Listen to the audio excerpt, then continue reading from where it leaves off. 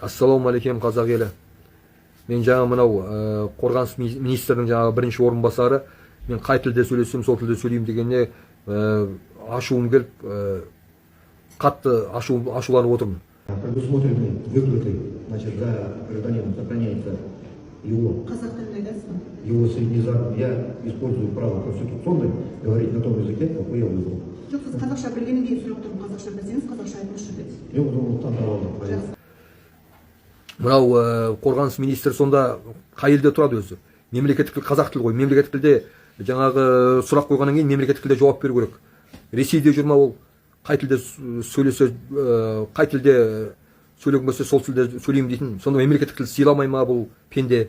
Осындай сатқындар міне бәрін бүлдіріп отқан. Мемлекеттік тілді сыйламасаң неге отырсың ана жерде сен мемлекеттік қызметте? Осының бәріне кінәлі мынау Тоқаев. Қай тілде сөйлесең сол тілде сөйлей бер деп жүрген. Мемлекеттік қызметкер мемлекеттік тілде сөйлеу керек қой. Мемлекеттік тілде оған сұрақ қойылып жатыр ма? Мемлекеттік қазақ тілінде жауап беру керек қой. Мемлекеттік тілдің несі бар ғой жаңағы? Дәрежесі бар ғой мемлекеттік тіл деген.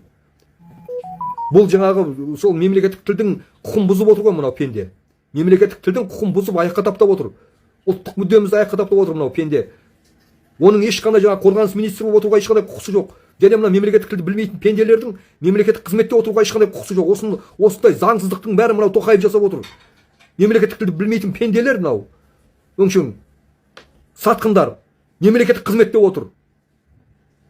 Осындай бассыздыққа жол беріп отыр мынау Тоқаев ең бірінші. Өзі бірінші мемлекеттік тілде емес, басқа тілде сөйлеп сайрап ана жерде.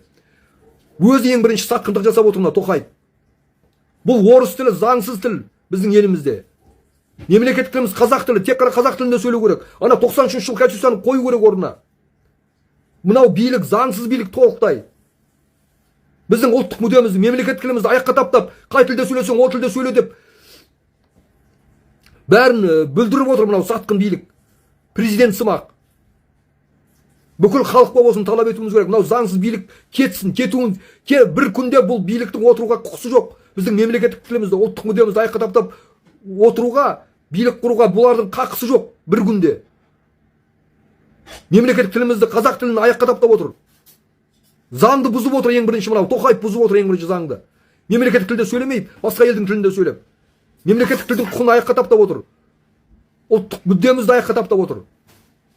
Менің айтайын дегенім осы, бүкіл қазақ елі, бүкіл халық қолдаңыздар. Мынау заңсыз биліктің кетуін бүкіл халық талап етейік.